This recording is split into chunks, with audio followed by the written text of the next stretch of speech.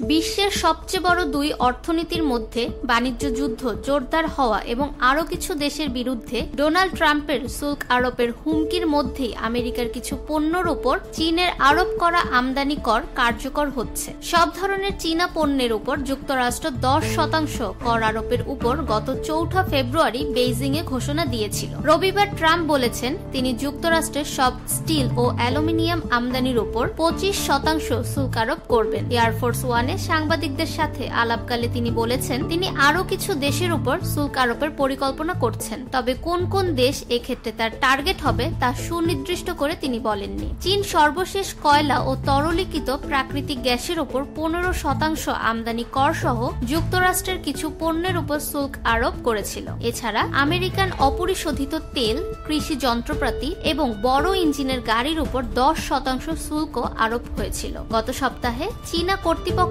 প্রযুক্তি খাতের অন্যতম শীর্ষ প্রতিষ্ঠান গুগলের বিরুদ্ধে অ্যান্টি মনোপলি তদন্ত শুরু করেছে। চীন একই সঙ্গে 25 ধরনের বিরল ধাতব পদার্থের উপর শুল্ক নিয়ন্ত্রণ আরোপ করেছে। এগুলো অনেক ধরনের বৈদ্যুতিক পণ্য ও সামাজিক উপকরণের গুরুত্বপূর্ণ উপাদান হিসেবে ব্যবহৃত হয়। এর আগে কানাডা ও মেক্সিকোর উপর 25% শুল্ক এড়াতে সমঝোতায় পৌঁছানোর কয়েকদিন পর ডোনাল্ড ট্রাম্প যুক্তরাষ্ট্রে স্টিল ও অ্যালুমিনিয়াম আমদানির উপর 25% শুল্ক আরোপের ঘোষণা দিয়েছিলেন। তিনি প্রেসিডেন্ট হিসেবে তার প্রথম মেয়াদেও একই ধরনের পদক্ষেপ নিয়েছিলেন, কিন্তু পরে কানাডা, মেক্সিকো এবং ব্রাজিল সহ কয়েকটি বাণিজ্য অংশীদারকে শুল্ক মুক্ত কোঠায় সুবিধা দিয়েছিলেন। ইউরোপীয় ইউনিয়ন থেকে আমদানি করের বিষয়টি বাইডেন প্রশাসন হোয়াইট হাউসে আসার আগে পর্যন্ত নিষ্পত্তি হয়নি। এবারেও কোনো দেশ নতুন শুল্ক পরিকল্পনার বাইরে থাকবে কিনা সে সম্পর্কে কিছু বলা হয়নি। ট্রাম্পের লক্ষ্য হলো নির্বাচনী প্রচারে দেয়া পারস্পরিক শুল্ক আরোপের প্রতিশ্রুতি বাস্তবায়ন করা। তিনি তখন বলেছিলেন যুক্তরাষ্ট্রের পণ্যের উপর শুল্ক থাকলে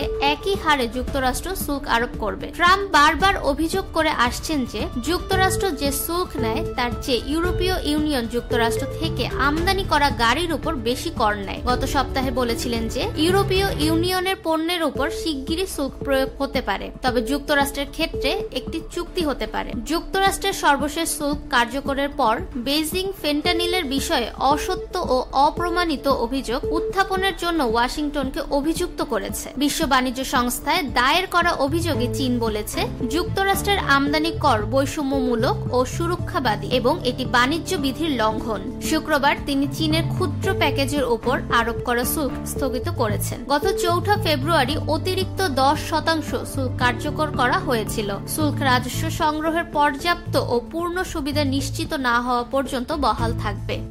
ফাহমিদা বিনতে আনোয়ার, নিরপেক্ষ নিউজ ডেস্ক, ঢাকা।